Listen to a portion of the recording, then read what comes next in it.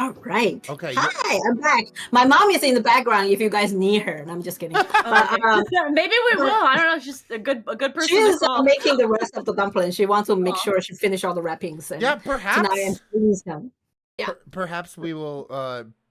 Perhaps there will be more dumpling questions. There were so many good dumpling questions. So we just throw them, and we can just. My mom can like answer them one by one after this. Yeah, exactly. Yeah, so compile. Like always, chat. If you have questions for Dr. Kuang, put them in the chat. But if you have questions for Mrs. Kuang, just also put it in the chat, and she will answer all of your dumpling questions. Yeah, Daisy back here will collect them all, and we can share them as they come in. But anyway, are you ready? Are you ready for an interview? I don't know. Everyone suddenly becomes so serious, where I am still like very hyped from like making. Oh, that's good. I mean, I'm hyped too. You're hyped. I'm the one who finally got a Ron on Daisy in Mahjong. I just wanted to rub it in their face. Yeah. What's the record? We're tied right now, 1-1, I think, if we count just today.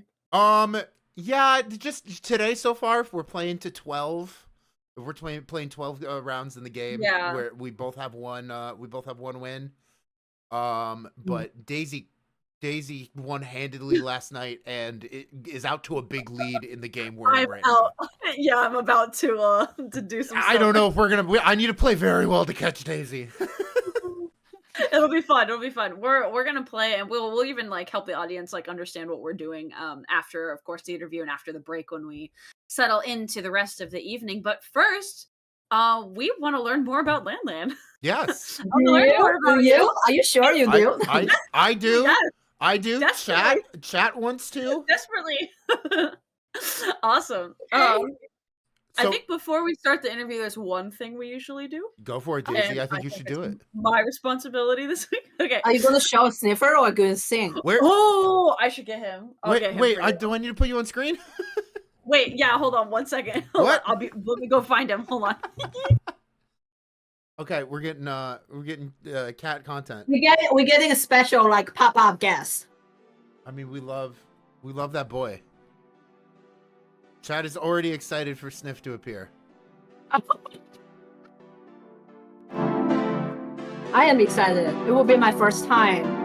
Imagine that. It's your first time seeing Sniff? First time would be on Facebook when I see. Oh, there he is! He looks very excited. I thought you were going to put headphones on him. Is it sleeping? Is he sleeping? No, the opposite. He is awake. At what cost is he awake? He doesn't sleep. He's a verb. So fluff. Oh my god. He doesn't sleep. So beautiful. Oh, escaping. Yeah, chat thought you were putting headphones on him. Bye, buddy. Anyway, that was it. He usually wants to play more. I think I interrupted a game he was having downstairs. But that's going to be an amazing start to this video. That is. Very true. Very true. So much like yes. It does. I think everyone wants to interview Sniffer. Nobody. Yes, it's more interesting that way. Like the life story. You know, what was their experience with Daisy? Yeah. What's her daily routine? Does she get like a fee regularly? You know. Sniff's favorite activities are knocking items off of my shelf up here behind me. Leaves. He likes to eat leaves, dead leaves. Dead leaves? He's interested in. He likes the crunch. Oh, crunchy leaf. Interesting. It's like us eating chips. Exactly. Yeah, okay, that's not so weird. A little less weird when you put it that way, but Lanlan, before we start this interview, I have one job to do on this, and that is thank our sleuthing team. That's right. So you may see Daisy and Dom, and we're on screen a lot, and it's like a fun project that we do. But there's a couple other people in the background of Folkwise who do some really important work for us, namely help us curate questions for you. So they help us research our guests. It's not just you, but like anybody's on the show, right? They research our guests. They find cool stuff. We read about everybody who's going to be on the show, and they help us create the questions. So if you hear a question that you liked, or if the audience, you're like, Yeah, that's the exact question that I had. I'm glad you said it. Whatever it is, don't thank Daisy and Dom, thank the sleuthing team. And with that, we have a question for you. You're right, chat. It does take a village to sleuth. Thank you so it much. It does. All right, Lanlan, so let's get into it. So, right. First question, how do folk arts and cultural heritage become bridges for understanding in a globalized world? I'm supposed to be prepared for this. I think that's a quote. I think that's a quote like, someone once wrote. I'm like, here's the scholarly reference and the correct answer to address these questions. But I think I'm actually just like bridging over from where you thank the production team. I think to a certain extent, right? Mm-hmm. Because to a certain extent, I think folklorists or folklore students or those who are interested in the folk traditions, or personally, I also come from an ethnomusicology, background, like traditional music, performances, traditional art craft, and material arts, all this, right? Like Dom said, it takes a village. So in a certain way, we are already connected through this shared mentality of continuity, taking onto our knowledge, cherishing and identifying what's valuable in order to negotiate, to communicate with our next generation, which is becoming even more important nowadays. Even we are bringing the platform into the multimedia. We are using social media, and this is why this is important, right? And I see this also coming from my own background, being an ethnographic documentary producer. And most recently, I also work with one of the largest television network in China, where they have food documentaries, where I was doing fieldwork with the producer there. So there's an increasing public awareness of appreciating and identifying the traditions and the cultural heritage, and allowing us to see each other as unique, not identical, but unique different communities of people, right? And that sort of shared knowledge and shared value of appreciation of the differences that is due to different geographic location, due to different environmental, factors, or other, grander pictures. Is I think it's very important for us to make that known to our next generation, and not only in the education, not only in higher education institutions, but also to the general public. And this is why Folkwise, like podcasts, programs like this, and also even through, like I mentioned, the television series that I was consulting for, bringing in some of the very local and ethnographic information, not necessarily commercializing them. I was going to mention that as sort of, there's always the pros and cons of studying folklore, and to what extent, right? Because we also do fieldwork at museum sites. We also do fieldwork at tourist sites, right? Heritage tourism is a huge thing. Mm-hmm. So at one point, we need those elements in order to I don't want to use the word showcase, because that has sort of a negative undertone, but we want to provide a platform in order to represent, to allow different communities and different groups to represent themselves, to show them how the identity is continually being built or preserved, etc. But obviously, when I talk about the commercialization of many of the culture elements, this is where folklore and also cultural studies coming in, because we are able to identify the core values and also allowing them to be more known in a more systematic way, and allowing scholars to do more research on certain topics. So I think this is where folklore is uniquely stand.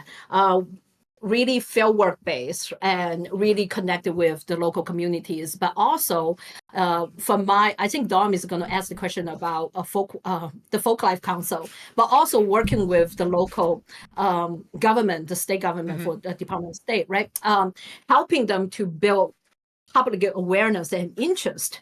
That's sort of part of our mission and goal in achieving that and developing and promoting traditional artists, helping our traditional artists with their career, with their products, when we're talking about material arts, right?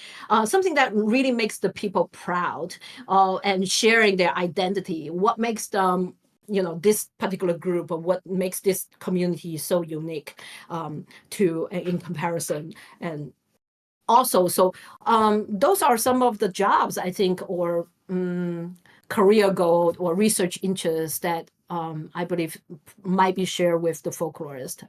Yeah, I like that a lot, especially like how you like sort of brought up the idea of like raising awareness, and you kind of gave me like a template for something that's like a bigger investment than just raising awareness, is like bridging understanding. It's like a deeper investment in understanding than that. Yeah, I appreciate how you laid all of that out. Daisy, do you want to bring up the Folklife Council next, since she alluded to it? Yeah, that's great. I was also going to say, just as a joke, like, says she's unprepared, gives a spectacular answer. I was unprepared for interviews because I felt there's no way to prepare really for an interview, because it's like a performance. I came from a performance background. I think you're exactly right. Yeah, it's kind of, you perform your knowledge. Yeah. And even if I've practiced like 8 hours a day in the practice room, you go on the stage, you can still like forget your notes and your, you can still mess up, or might as well not prepare. No, you're in the pocket. You're in the pocket. You're jazz. You're improvising. Before we ask the council about the Florida Folklife, there's a question that came in the chat that's directly related to your answer. This is really good. So DPI Stanley in the chat said, do you feel like commercialization of a certain folklore can dilute the identity in order to have wider appeal? How is balance struck between appealing to the general public and driving interest, while also holding on to something of a more like niche aspect of some cultures that might not be commercially viable? So like, how do decisions get made about like what is popular enough globally, or like what could be, and then how do you and then like how do you do justice to the uniqueness that might not be transferable to a wider audience? That's a really hard question. That's a hard question, not only for me. That's a question for all of us. That's a question for all. Yeah, for the field. Yeah, it's true. Yeah, right. It's true. It's a really hard question, because I mean, I was almost going to say something about this too, but now I will, because this question adds to it too. But thinking about how folklorists was unique about the way we think about culture and community and whatever these cultural expressions is like hyper specific, and that usually means that they're not generalizable, or at least that's how some people approach it. But there is a generalizable element, but only in a specific way, and that balance, I think, has to be contextually informed. Like, I think you need to be talking to people that you're working with. Like, one of my biggest complaints is about recent conversations I see like in pop culture about folklore, is that everybody talks about the lore and they forget about the folk. Which I think is the whole problem. Like, if you forget about the people of the thing that they're doing, and you're not in conversation with those individuals and all of their unique contexts, you're missing something about the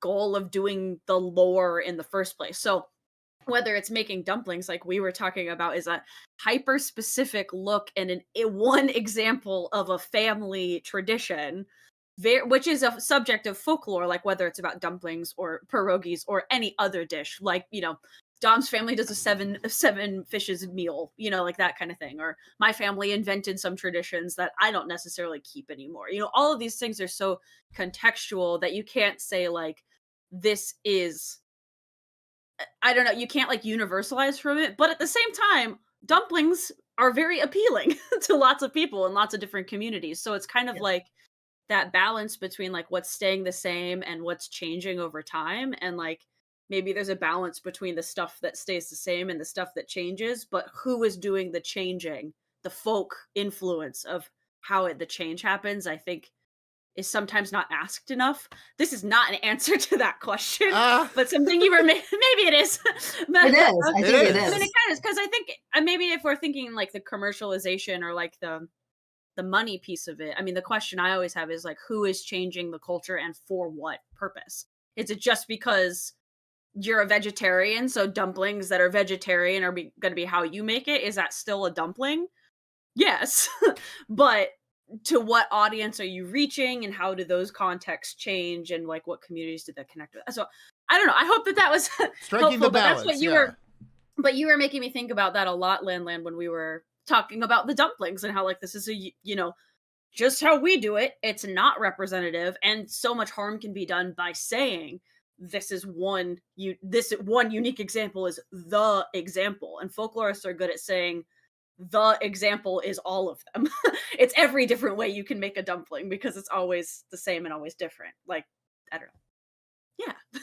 That's what made me think about. No, I think that totally makes sense. I really appreciate you bring in the idea of appreciating the folk, right? Because someone would know when we say on our last meeting for the Folklife Council, I'm rounding it back to the question. Like I say, you don't actually need to like separate the questions for me, because that's perfect. This is how I do work. This is what we want. It's a whole ton of different vegetables. You make it just minstrel out of the thing. We're mincing.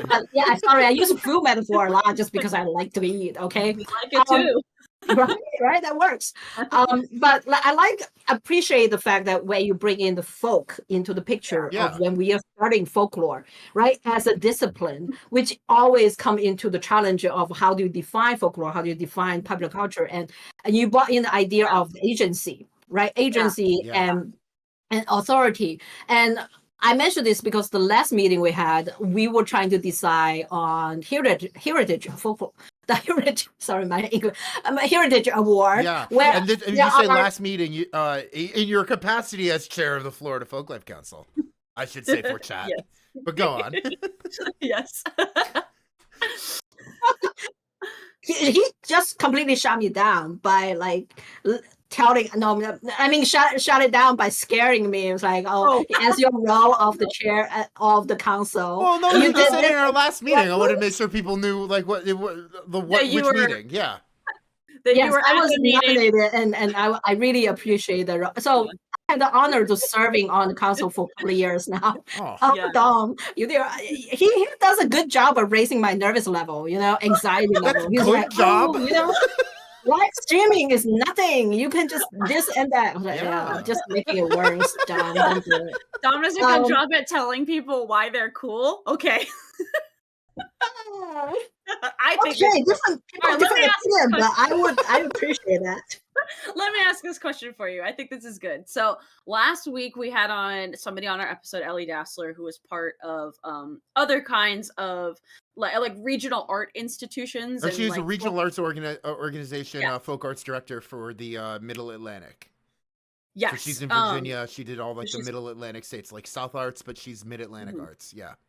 Yeah, and so some of the people who were at that interview or watched it later or whatever might be thinking like, okay, so if you're a folklorist and you do public folklore, you're in a regional arts organization with the government or with something else, blah, blah. But the Florida Folklife Council is not that thing. So we are wondering how your work serving on an advisory board like the Florida Folklife Council is different from a traditional arts nonprofit like one of those regional organizations. Or you could just like describe what you are doing as chair. Yeah. Yeah, that too. I work with Dom. Apparently, yeah. So in general, those of you who are not familiar with the Folklife Council consists of not just me. I am serving the term of as the chair now, but there are 7 members. Of a specialized representative providing geographic and ethnic and professional representation on the council that helps. I conceive our role more as consultants, as advisory. We provide advisory rather than execute. We execute certain type of program implementation, which is more in line with maybe the division of arts and culture, where they have the individuals who's actually, or even Dom, he go actually to visit the individual heritage or apprentice award, right? So our job is to identify, for instance, recommend projects for identification and for grants. And also development and promote some of the existing museum projects and etc. And I think three major responsibilities for the council would be the Heritage Award nomination, and also we try to decide by those that are recommended for the award. We also look at the organization of the Heritage, the Folk Fest. So we are also involved with that process, working closely with the Division of Art Culture. And then finally is the apprenticeship program, which I deem is one of the even more, I think in a certain extent, even more important than Heritage Award, because you really do bring in the next generation of folk artists and musicians and traditional artists into the picture.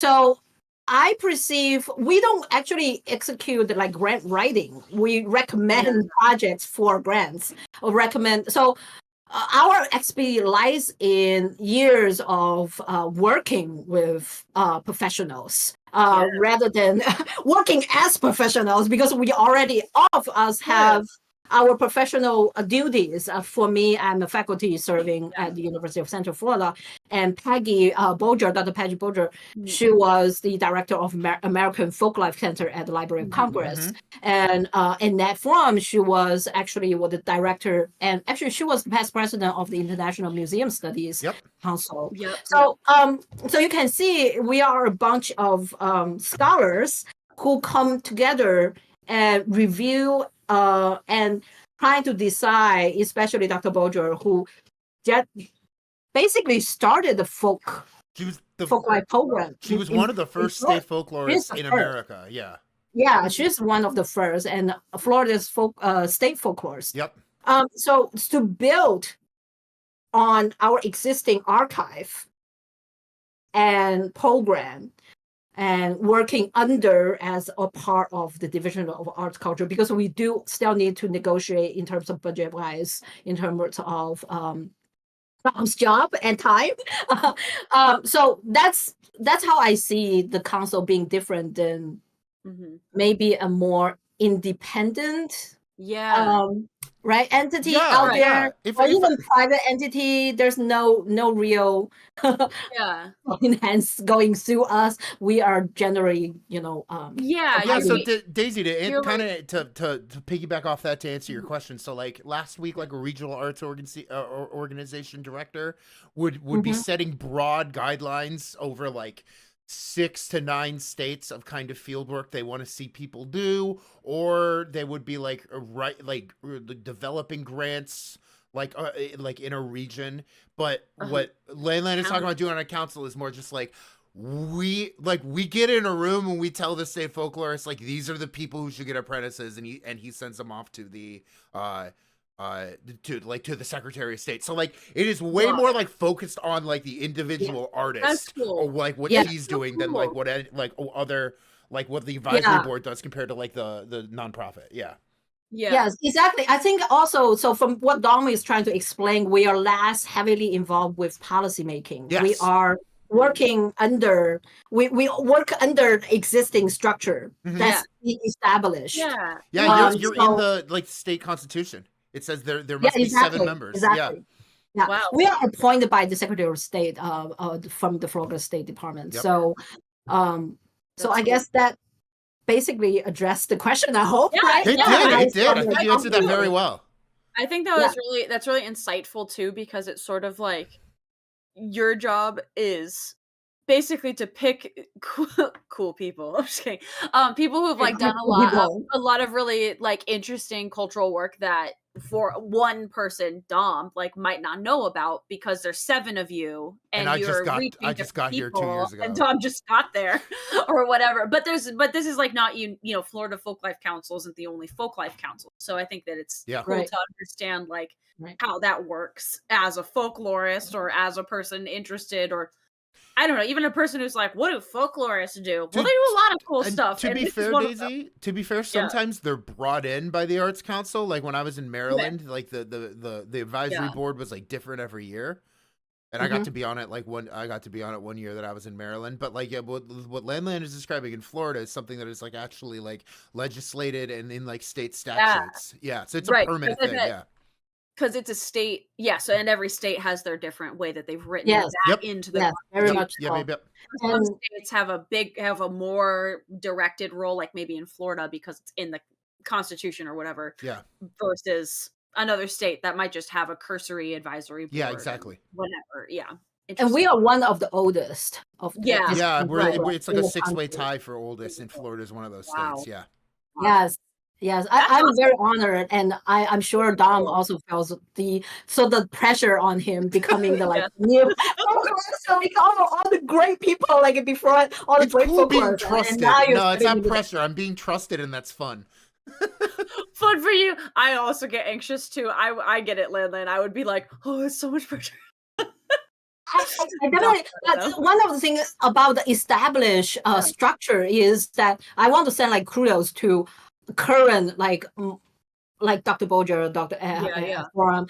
We have people who has been working with the program for years, 40 years, and they are so in touch with the local community and museum systems and like history centers or in like the county history centers. They can quickly identify and provide guidance to new and incoming folklorists like Dom. So like, this is where you go to find certain people. Yeah. That's awesome. That's so cool. Lanlan, you want to talk about field work? Do I want to talk?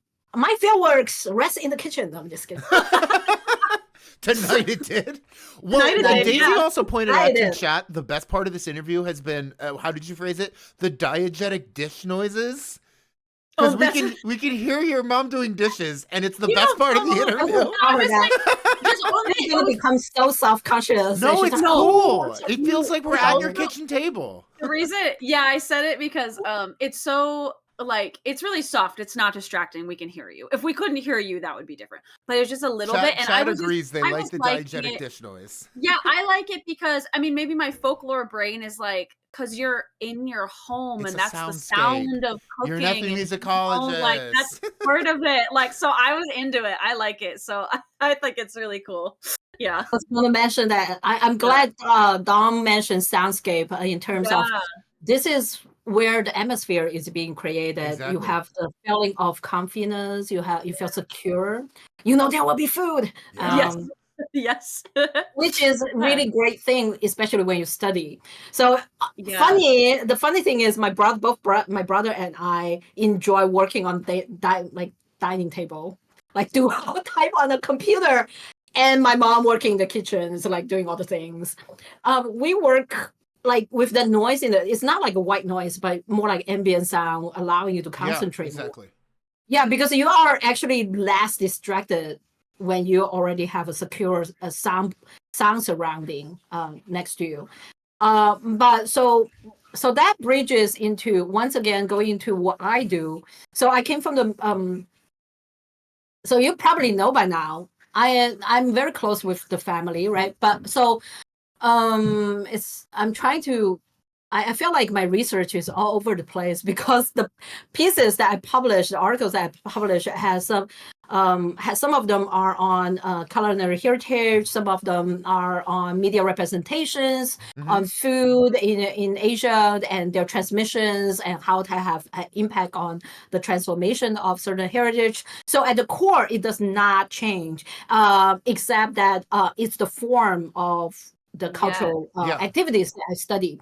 That's an interesting way to put that. Yeah. Right. So, so which is important. That's why my students should listen closely when we talk about theoretical stuff, right? Because I do not restrain what students research on, because as long as they get the method and the theory, they will realize they have so much freedom in exploring something that they're interested in. Exactly. It's like the three of us, just like all our trained folklorists, right?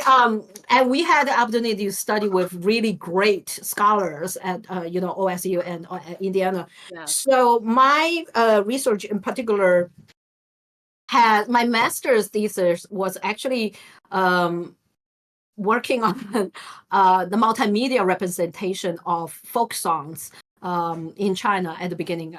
That's back in 2014. And gradually, at one point, I was introduced through my father, who works in media, and he's a playwright. Yeah, you said he was a playwright. So, yeah, he's a playwright, but actually he was a journalist before. He simultaneous many things. Oh, like David Simon, journalist who wrote The Wire for HBO. Anyway, keep going. I love The Wire. I'm sorry. Yeah. So anyways, so I met through my father, some of the pioneers dance scholars in China that has been work on this particular dance genre called the Dunhuang expressive arts. So Dunhuang dance. So this is a contemporarily created dance based on historical artifacts that came from UNESCO Lunar Caves that has been built since 366 AD. Wow. So just let that. Our 300-year American existence can't handle that. Yeah. 366 AD. Yes. Yeah. Wow. Yeah. So those grottos, those caves, the earliest one they would date it back as far as 366 AD. So and that's why you can find Buddhist arts ranging from 4th to 14th century in 492 caves. Wow. Yes. That almost 500, but not quite. That's a lot. Okay. And there are 45,000 square meter of murals covering those caves. So cool. That is very cool. That's why I was telling Dom that if it's possible, then show the visual. If not, I can send I'm gonna do it. This is a good time. And I'll help to narrow, because I know that you spent so much time and done all of these different fieldwork projects. Maybe it helps a little bit to think about, just for our audience who's interested in methods, because you were kind of saying that once you get the methods and the theory, you can explore a lot. So what kinds of methods, folklore methods, do you apply during fieldwork in the caves? When you're actually is it Dunhuang? Dunhuang. You're doing great. Okay, I'm trying. Okay. Very good. Excellent. Okay. So let me trace back by telling you a little bit about Dunhuang, right? Chat should be looking at it right now, by the way. Yeah, picture of it on screen, and if you click. Oh yeah. So I sent you this. Looks very dim, right? Because I actually want to pick out this particular rather than a beautiful, fully full represented mural. This is in one of the caves that has a Tibetan Buddhism that is inside. So in the 492 caves, you will find different dynasties has different representation of the different religion, not just Buddhism. Majority will be Buddhism, but you also see the transformation of Buddhist art throughout the different dynasties because the historical period that it covers, they keep building different caves. And it's very interesting because, and so what you see here is the contemporary present day conservation project going on, trying to preserve those murals. Right. So that is really, so that is mind-blowing, because if you are into environmental and ecological, this is... You're blowing my mind right now. I'm like, I'm thinking about conservation and preservation. And this is it. Folklorists are all into preservation, but should we be? And how are we making those choices? And who gets to decide what's preserved and what's changed and how we preserve? This is so fascinating It already. is fascinating. Yeah. So I had the privilege to be a fellow at the Dunhuang Academy, which is basically the only one that is on site, responsible for not only overseeing the conservation and preservation of these murals, but also the entire site and the region, and also the different, beyond this one, there are different rock caves along the Silk Road. So the location of this Dunhuang Caves is on the ancient Silk Road. It's basically in an oasis in the Gobi Desert. Wow. Yeah. So so it's hot also. It's amusing because it's in an oasis. Now it's important that you bring up the subject about heat, because it's dry heat. Right, that's what makes me it's think in the desert. preservation. But the problem is it helps preserve. It does help. However, it also poses a problem because environmentally, the area, the desertification is an issue for people who live there. Right. If you only are admiring the artwork, right, we'll say, oh, the dry atmosphere is great. But if you are also considering the whole idea of preserving an oasis city, in ancient time, it's a frontier city. It basically, people would stop by, the merchants and travelers and monks will stop here and get merchants and get merchandise and get water and feed their horses before they move on. So this is one of the ancient paths on the Silk Road. I think we're all over the place now. Where were we? Going back. Yes, telling you the history about the Mogao Caves. You did answer Daisy's question though, which I was impressed by. Yes, you did get to my question about what kind of fieldwork methods in the caves. I'm trying to show you because because it takes so long to. So let me start by saying that Dunhuang itself is so rich and complex that internationally there is a discipline. There's a field called Dunhuangology. Wow! Whoa! Of its own. Wow. Yes. I am just but one of the very small, very specialized field within Dunhuangology, which is part of the larger Silk Road study. Field of Silk Road study. Right. But Dunhuang is unique in terms of all the so-called library caves that they discover, because all the documents and paintings they discover in that library cave uncompress multiple languages. You can find religious, and there's legal documents. There is medicinal. There is musical notation. There is dance notation. So it's just anything that you can imagine involved. So there are scholars who dedicate their entire life trying to decode some of the documents just found at this location. And for my part, I have been I've been doing fieldwork in twofold. One is on site at the Mogao Cave, where I need to obviously learn about the caves and all the, but my specialization is on the expressive arts, obviously. So the dance and the musicians, they are being represented and depicted in association to the art history behind all the paintings.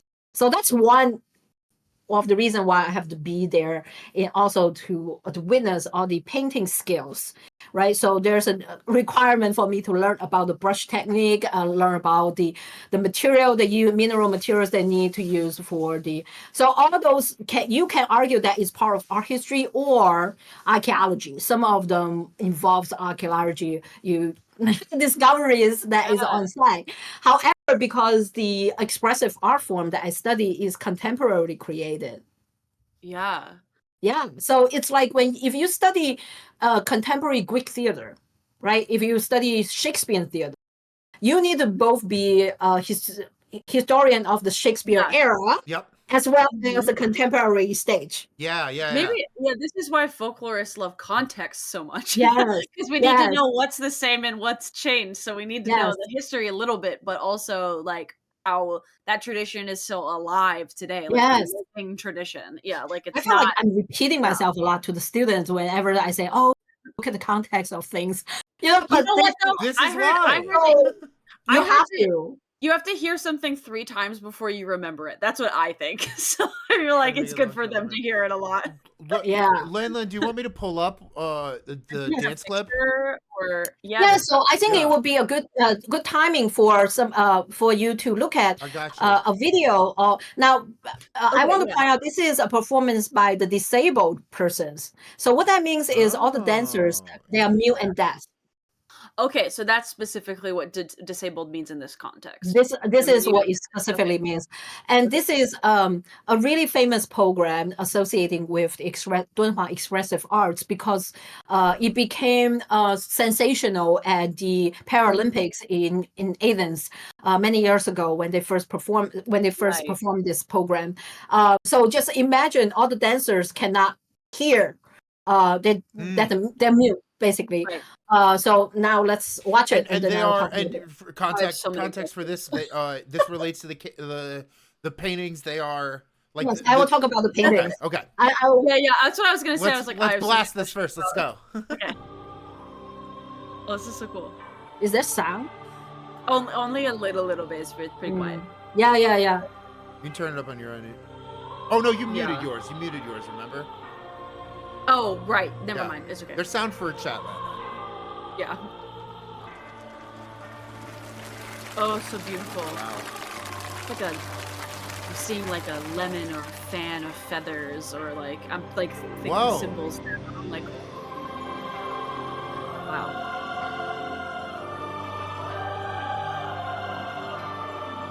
It makes me think about how powerful rhythm is. Especially they cannot hear. Yeah, exactly. Like you feeling it like in your body, the rhythm, you know. Oh, so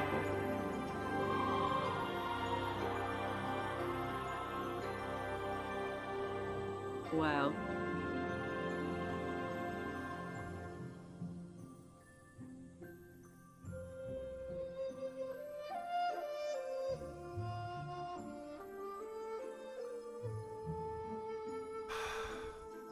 Yeah, I think the audience get an idea. Yeah, this is so cool. It's really good. Yeah, so this is kind of what it looks like. It's so beautiful. You study the coolest thing I've ever seen. Although I think we all have our own specializations. Yeah, true. Oh, please. I'm just very my hot dog festivals don't look like this. What are you talking about? Mom's hot dog festivals are a little less elegant. They're grosser somehow. Immediately, I felt he's the perfect person for. I'm gonna find a good freeze. I'm gonna find a good freeze. Is this a good freeze frame? So it's a perfect image that you freeze. So let me put it there for a little bit, so you can probably get. So this is inspired by Buddhist arts. Those of you who have a little background in knowing about Buddhism would know that there is the Buddha Shivada that is called the Thousand Hands and Thousand Eyes Buddha Shivada, who is also known for being the Buddha Shivada of compassion. So what that means that you can. Why does it call the Thousand Hands and Thousand Eyes? Because there's an eye in the painting, in the mural found in the Yuan Dynasty mural at Dunhuang Cave, in one of the Dunhuang Caves 33. Dunhuang Caves are, so this is inspired by the mural. And specifically, that Buddha Shivada has the eyes in the palm of the hands. Supposedly, it means that Buddha Shivada can see and hear all the sufferings and prayers from the people in order to help them. So it makes it fascinating that this team is a disabled team.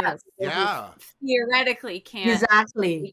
Once you know about the background context, this becomes even more. We love context. Context, situational. And that's why I said that this is even more powerful when it is performed at the Paralympic. Yeah. Because, right? So this deliver a message of the very humane message that is behind the artistic creation of this type of performances inspired by the paintings in those caves. So so for my second part, to answer your question, second part would be the popular ethnographic practice of participant observation, right? So other than Yeah, there we go. Yeah, outside of the kitchen. Yeah. I actually go out of the kitchen. No, I'm just kidding. So, in addition to doing archaeological, like on site at the Dunhuang, I spent years working at the different dance academies in China. That especially the one of the first dance scholar who created systematically this type of performances on stage. Yeah, That's because what you see here is just a dance program, but actually what it became so popular in modern day China was associated with a dance drama that has sort of a storyline behind how the cultural communications along the Silk Road inspired this type of art form. I know like a very little bit about like Chinese mumming, like because I've seen some film, like some really old like movies that talk a little bit about some of the like archetypes. Is this like, am I just like totally off base? I'm thinking about the archetypes and how like the dance might come into playing on the Silk Road, but of like the characters, but maybe I'm wrong. Some of you might see the design of their costumes or even so. Let's remember that Buddhism has been localized in China when it's been imported from Nepal, India, from South Asia into East Asia, and eventually move all the way to Korea and Japan. So that's why you find the Buddhist art and style are so different when they transmit from one place to a different place. That makes sense. So that's why the costumes that you see, you do have that feel. It does remind you of even Central Asia. Yeah. It has that influence that came from other religions that is traveling along the Silk Road. So not only the Chinese element, this is why this becomes so complex. Right, because I'm seeing and you know, as an American, let alone like the complexity within China itself, but like the way that the traditions get like filtered to like what actually is on TV is almost like it's so divorced or separate from the context, the local context or whatever. Where like you said, like this is a dance troupe performing, but this tradition, these dance traditions and relationship to the art have existed for longer than this troupe, right? Yes, definitely have like existed since the 1970s. The establish of this type of art genre that is inspired by the Dunhuang art. And going back to talk a little bit about the rich and complexity about the religion that elements that you can find in Dunhuang, you will also find some Islamic. There's also the Taoist. You also find Judaism. You also find Christian. Yeah, you find yes, because the Silk Road basically is was the internet in the ancient age, right? In a way, right? So this is why. So what I eventually have to focus on when I study the contemporary stage and compare them is to follow the dance scholars and do fieldwork with the dancers basically, and and spend years of seeing how they are being transformed into either dramas or dance programs or educational programs, basically, eventually. So one of my first monograph, like one of the terms or key concept that I coined in my first monograph was adopted in the curriculum of one of the first graduate program in Northwest University, one of the universities. So that is how this dance genre has been becoming so popular since the 1970s. What's interesting is going back to the modern side of this, because Chinese dance also have absorbed from the West. When I use the word West, I become very self-conscious. I'm just going to say it has the modern Chinese dance. When you look at them, there is element coming from traditional Chinese drama. Xi Qu, and like Peking opera, Kunqu opera, and etc. I think that's what I was thinking of. I was thinking of opera, not the I think that's what you were referring to. Chinese opera. But go on then. Anyway, Yes, perfect. No, that totally makes sense. And also they also absorb elements from ballet, because of the contact with scholars that was from France, Britain, and also the Soviet at earlier time. Also modern dance from the United States, and Sue dance scholar that is from Japan and Korea. Yeah. So you can see all this crazy amount of things going into one. Yeah, genre. just there's so much there and so many. There's so much. That's why I was like, do not worry about. I just worry about not enough time. I don't worry about like nothing. Speaking of that, just to make the point, to pin in that there's just so much more to this that we've only barely scratched the surface on. Yeah. For thinking about your time, it is time for us to move on. This is totally fine. Yeah. Okay. No, amazing answer.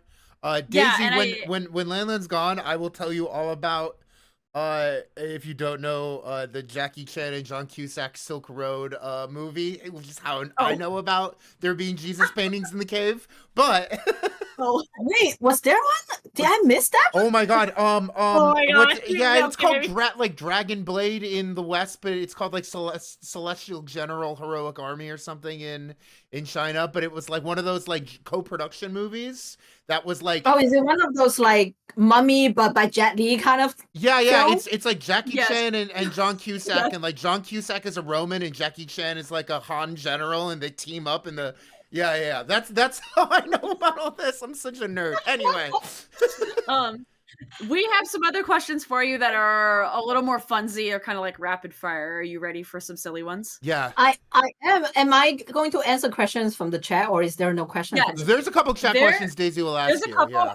I'm saving them for. Actually, ask one right now while I get the assets flipped over. Okay. So there's a question in the chat. Is there much of a regional difference in the practice of Buddhism? That's a 2-hour answer. That's a 2-hour question. Okay, never mind. We'll come back to that. You. Well, hey, DPS I Stanley. literally watched a 2-hour YouTube video about this. We love that question, and I will send it to Lanlan later. But we can talk about it anyway. I think the short answer is yes. There's a lot of regional differences in the practice of Buddhism. It's the best part. I think one way to understand this would be like one Catholic church has a different than the next one. Yeah, that's like are Ireland and Mexico, are those Catholics different? Oh yeah. Oh yeah. There is another great question about mukbang in here that I do. About what? Mukbang. That I do need. Like eating. The Korean word that means eat cast. Yeah. Yeah. Okay. There's specifically. Okay, I'm trying to find the exact question. I know who said it. I'm gonna find it. Here it is. Okay. So our chatter asks ethnomusicology. So think about ethnomusicology plus sound studies plus food equals mukbang. Wait, did you close on purpose? Yeah, we closed it on purpose. Oh, no, that's just because you weren't watching the video anymore. Do I need to click out? You're good. You don't need to do anything. You can click out to like my face or Daisy's face, but yes. Yeah. Oh, okay. Yeah. So what's the question? Well, it's sort of what are your general thoughts on what like the mukbang, basically like big eating events and sound. I think the sound of people eating as a genre of people eating. Yeah. Because I know at least you might not know, but like on the internet, there's like communities around people who like to listen to people eat. Mukbang is an offshoot of that, but I mean that is a longer and more different, complex tradition. Yeah, it's sort of like the beginning of that. But it has a different, off the internet culture too. But yeah, I think that they're just thinking about like food and sounds and music and like the sound of an eating practice. I don't know if you have general thoughts about that or not. I do actually, because I have long been. I'm sure you have all been to. Are they referring specifically to the sound of eating or soundscape in an eating place in general? I think there's a huge difference in terms of that. I think it's more soundscapes of the whole thing, not just eating, but like the restaurant and the cooking and the sizzling, the crackling like pig skin and the like hot soup. I'm hungry now. Stop describing. Just you got dumplings in like 2 hours. You're fine. Yeah. But I think that's like a dumb question. But my take would be, isn't it? Yeah. Do you want to answer it? Go ahead. Oh my God! You know who is actually writing his dissertation about this is past guest on the show, Suyash Nupana. But have you heard? Do you know Suyash Nupana? He's an IU graduate student too. He's from Nepal. How many awesome folklorists if we graduated from Right. And he actually he makes momos. He's a dumpling guy. Because he's Nepalese, but he's a big dumpling guy. Momo. Yeah. Momo is Central Asia. Well, exactly. Central Asia, Mongolia. Yeah. He's from Nepal. So yeah. Yeah, exactly. Nepal. Yes. Yep. Yes. Yeah. There's Dom, sorry, I kind of interrupted you. But... No. I think that's she's back in chat. She's saying legitimizing mukbang, highlighting other Asian ethnomusicologists. But yeah. Yes. Yeah, honestly. And there's the like kind of follow up to thinking about like the soundscape of foodways. I mean, this chatter mentioned mukbang, but also like thinking about the dumplings and food prep for like Lunar New Year, like thinking about that as a kind of soundscape too. And if you just had thought about because this came up when we could all hear the dishes. This came up when we were hearing the dishes in the background and we were enjoying it. And part of like creating the soundscape for Lunar New Year being around food preparation too, because there's some special foods that you eat. I personally think that would be a good dissertation topic. Yeah. For someone to pick up on. Yeah. If one of my students, you should apply to graduate school with that topic. Hey.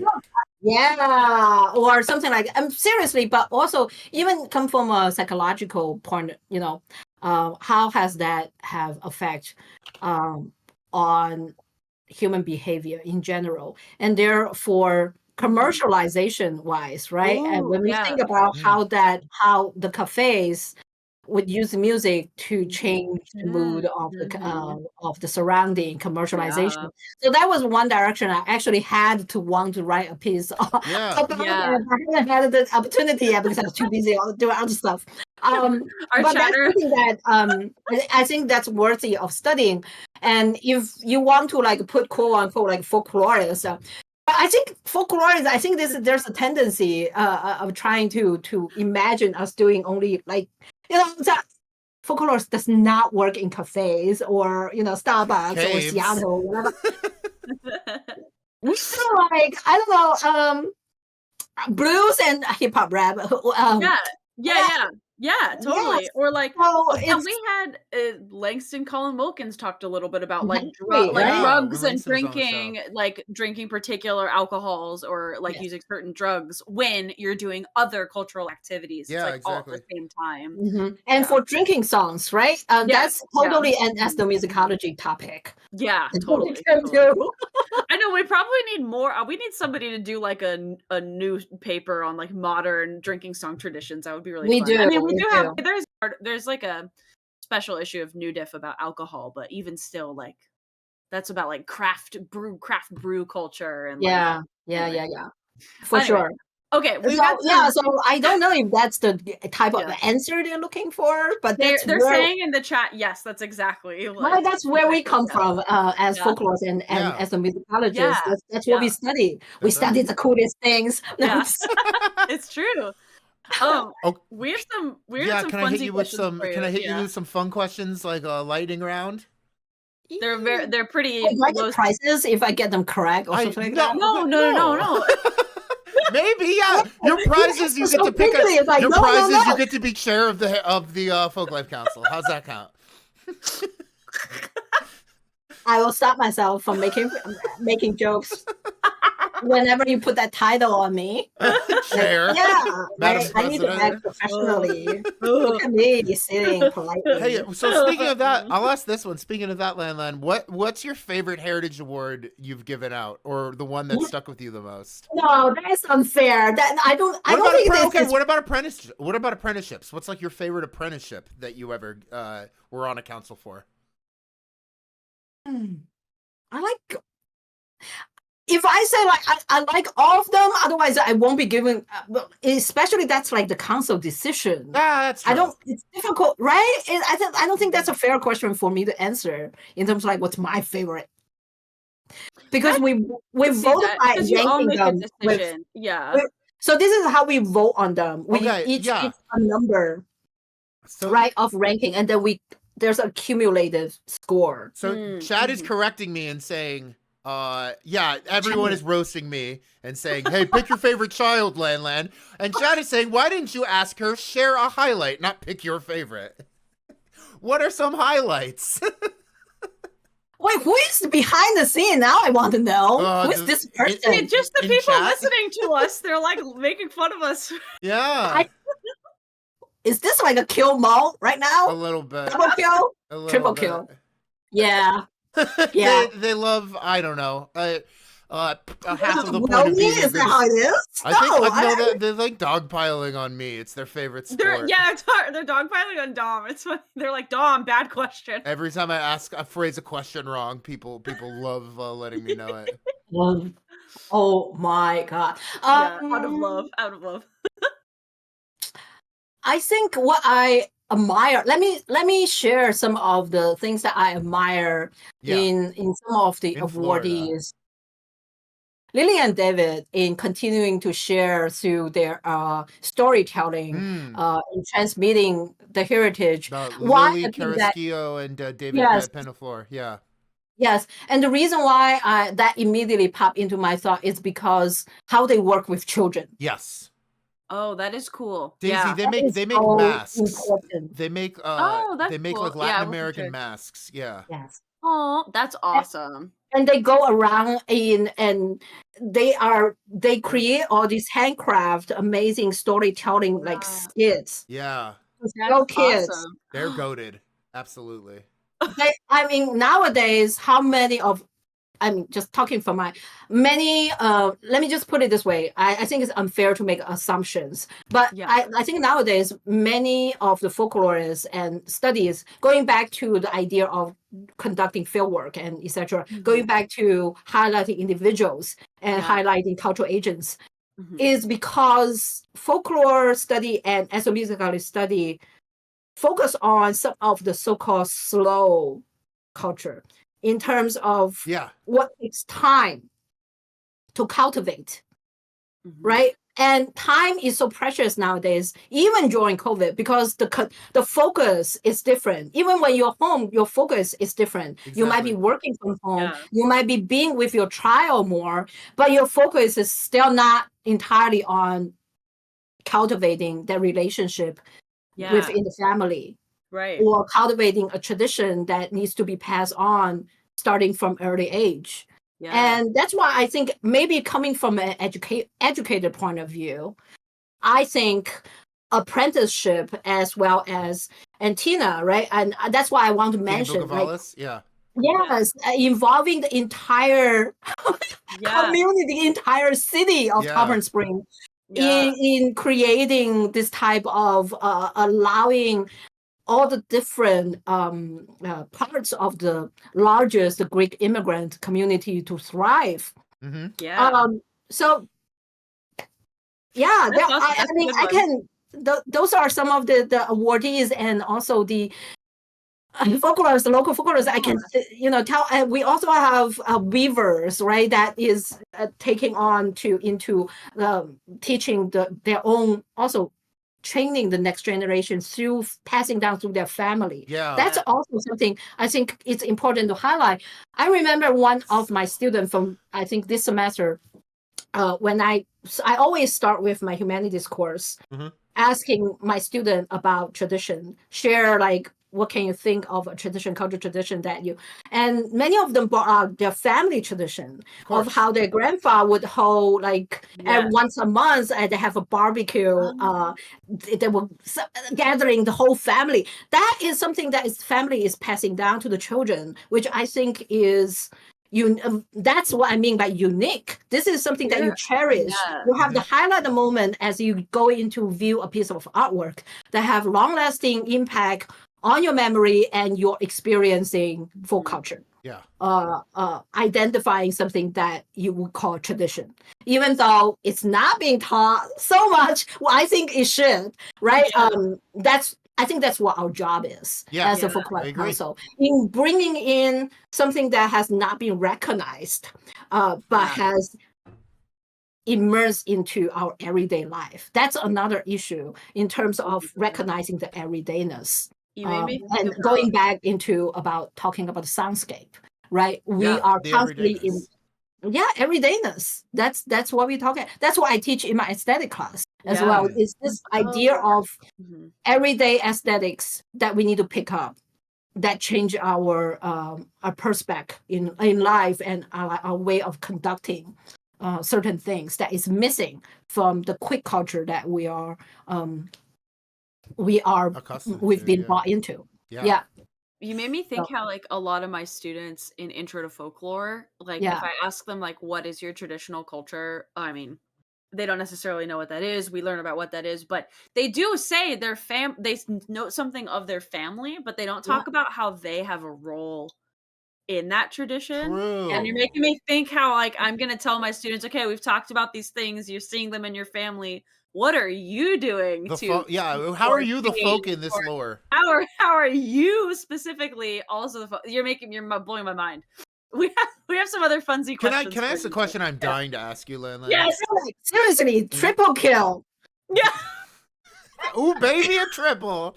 I'm going to be like so slayed after this interview. I'm just like, No, okay, we'll go fast. Traumatized by the interview on Folkwise. I legit have a question I'm dying to ask you.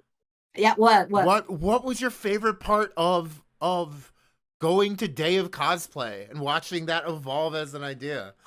Someone, who is that? Who is that? That's our sleuths, our sleuthing team. Our sleuths.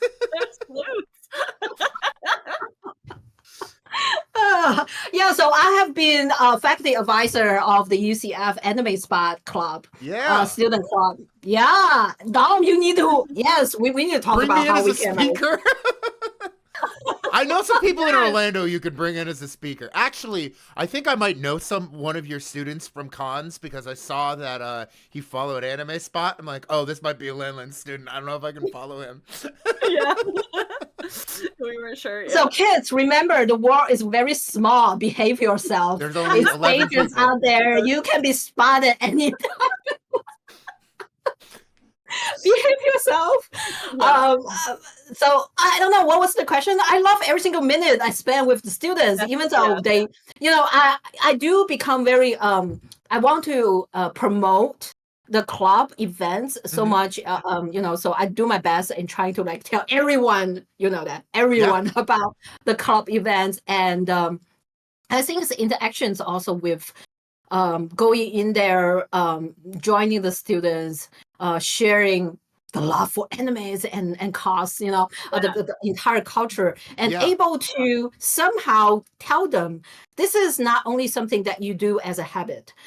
This is part of not only part of your social cultural identity, but you can possible, because I'm teaching East Asian popular culture right now and also folklore, you can actually make that something that is worthy of research into you, that it's worth it as sort of communicating to the larger public audience proudly of what you do.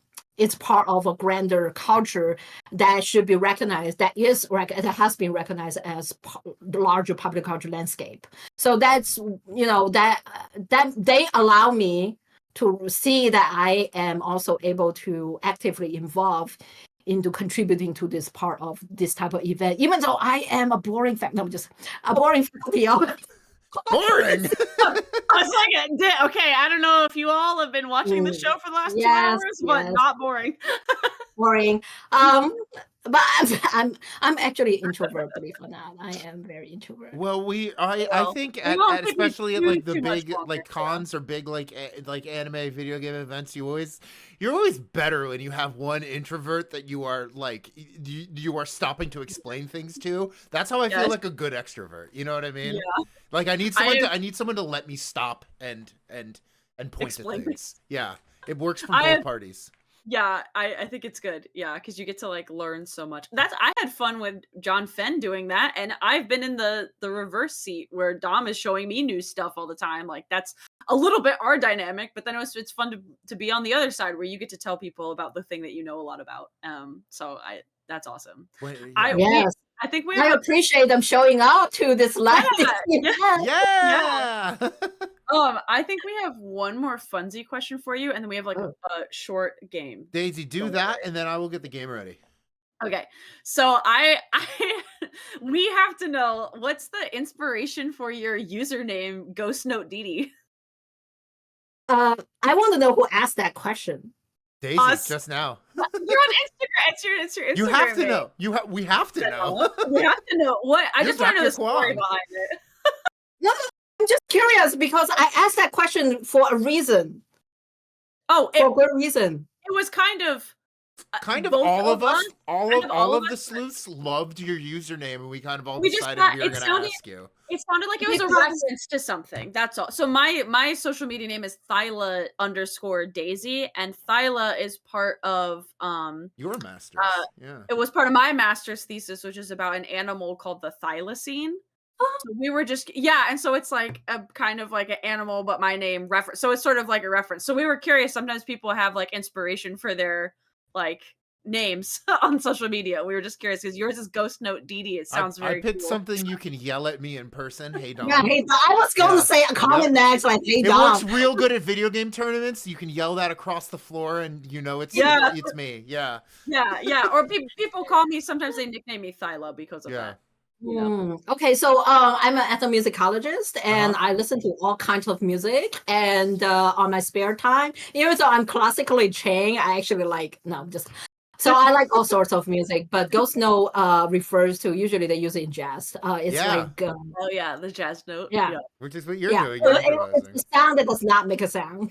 That's it fits my personality that I'm an introvert. Oh, that's cool. It's a sound, but you make a sound, but you're also like not making. That's really cool. Actually, I think that's good. when I speak, that's really from teaching.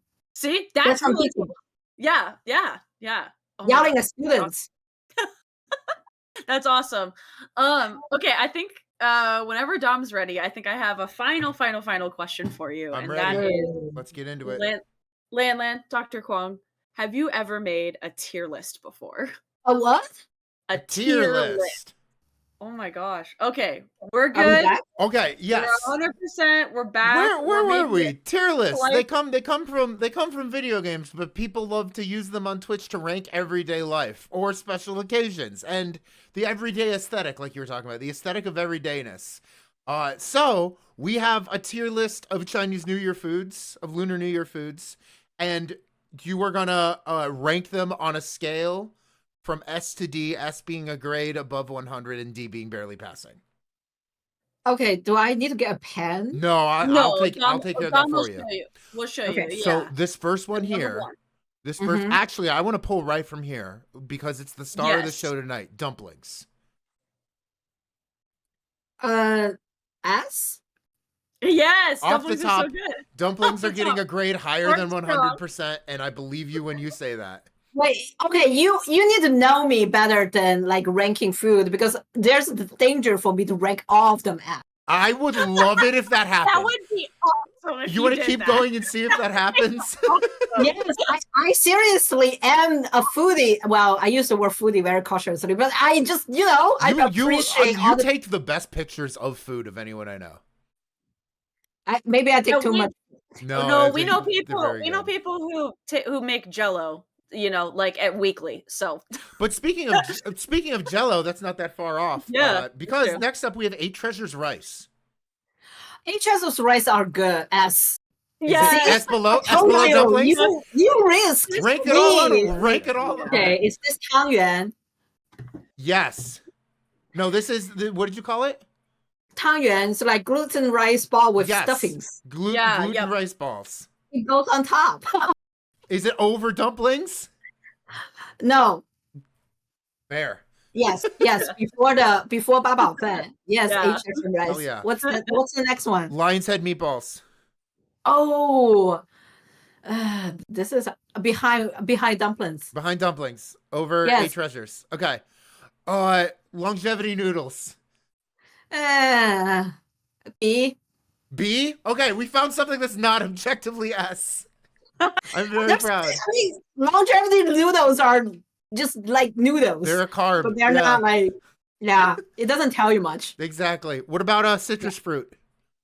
What's this? That's like a what is that? A tangerine, but like fruit. Oh, tangerine. It's like having fruits. Yeah. Having citrus. What'd you say? A. A? Okay, great. Yes. What about rice cake?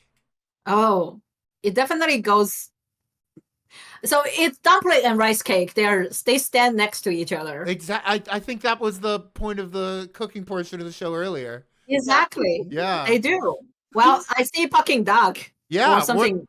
What about our friend the goes bird? after the rice cake. After rice cake, before the glutinous rice balls. Yes. Nice. Yes. Love it. What about the tray of togetherness? What is that? The snack tray with Oh, the 8 sections. With the noodles. With below the noodles or above the noodles? Yes. Which kids, cut down your snacking. Hear that, chat? That was addressed to you in chat. Cut down your snacking. Eat real food. Yeah. What about the whole fish? Oh, you need to have fish. So the fish is actually before the Peking duck. Oh, nice. Okay. I am a southerner, so I need to rank fish like in the front. You're gonna rank fish higher than duck. Like you said earlier, you have your southern bias. I have some actually. It's funny because nowadays the southerners will recognize me as, oh, you are so northerner. And when I go to the yes, seriously. And when I go to the north, I feel very honored whenever they say, oh, you are just like a northerner. That's how fieldwork have affected my life. Hell yeah. Okay. Yeah. Right? You spent enough time with them. Okay, what's the last one? Spring rolls. Is it the fried one or is it the not fried one? They're the fried ones in the picture. They're with the tangerines. Okay. That's fair. Because it's considered like more than snacking, but it's but yeah. It actually depends on what kind, you know. Yeah, anyway, I'm not going into details. I'm gonna ask one question. I'm gonna ask one question that can throw a wrinkle into this. What? Okay, here's something you can do on one of these lists. Oh. We can create. Oh yeah, we can create. Sometimes it is appropriate to go S+. And if you brought anything into S+, what would a grade above 200% be? The best ever of all of those. How many get promoted? Yeah, you could do more than one. You can do more than one, but how many get promoted to the even higher tier? Like those SS plus card now. You know, I'm talking about the card games where you get like SS plus characters. Exactly. No, that's exactly what we're doing here. You're pulling, you're pulling the first 6 out of 5 stars. Exactly.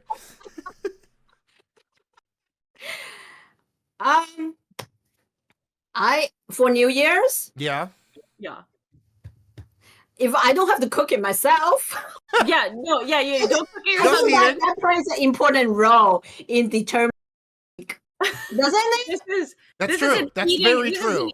This is an eating only stream. If you are going to be eating it, not making it. If I'm going to be eating it, I'm going to promote the fish.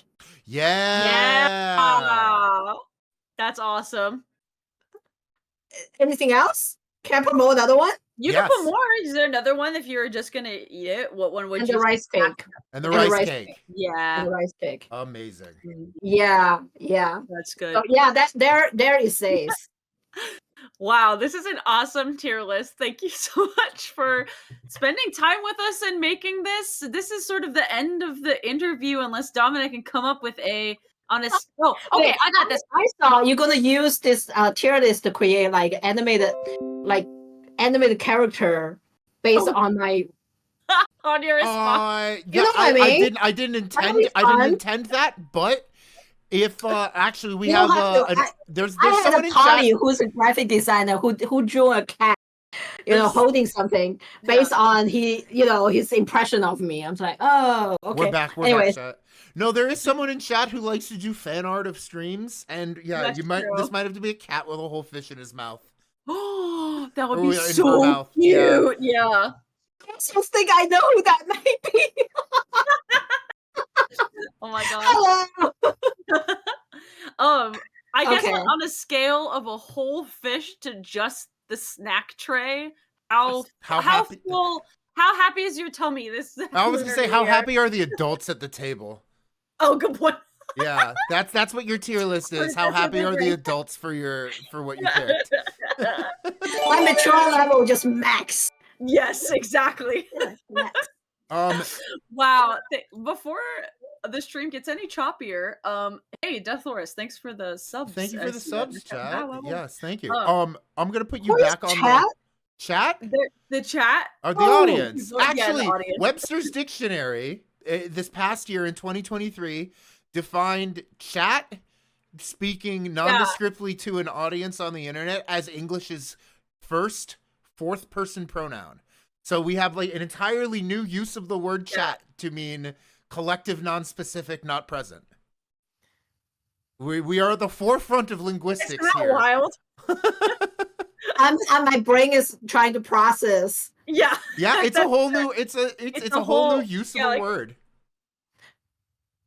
Lanlan, thank you so much for sticking through the technical difficulties. By the time this becomes a video on YouTube, no one will know what I mean when I say technical difficulties, because I will have snipped it all out. But thank you for sticking with us through all this. Thank you so much. Absolutely, thank you awesome. for being on the show, for bringing your mom and cooking. This was such a fun appearance. This is honestly like a super special episode for a lot of reasons, and the huge component of that is you. So thank you so much for being on the show with us. And go get some sleep. Oh, and we'll run the ad on break, but pre-order Lanlan's book, buy Lanlan's book when it's out. It'll show up. It'll show up.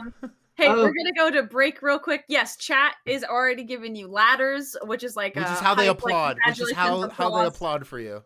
They're giving you like applause, so everybody's saying like, thank you. Thank you, chat. Oh my god, that's so weird. Am I supposed to start like addressing my students as like chat? Maybe if you're doing an asynchronous class, you could probably just address them as chat. Yeah.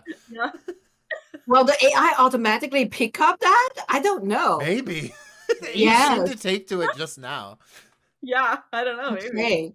Well, anyway, I also want to tell you how special this has been also for my mother, to give her an audience of showcasing her amazing cooking skills. I think that's also important too, not just from my perspective, but also I am proud of that sort of family heritage. Yes. Yeah. And also I think sharing the family love with the extended family of our extended community of scholars who share the same passions, and also thank you for sharing sniffers.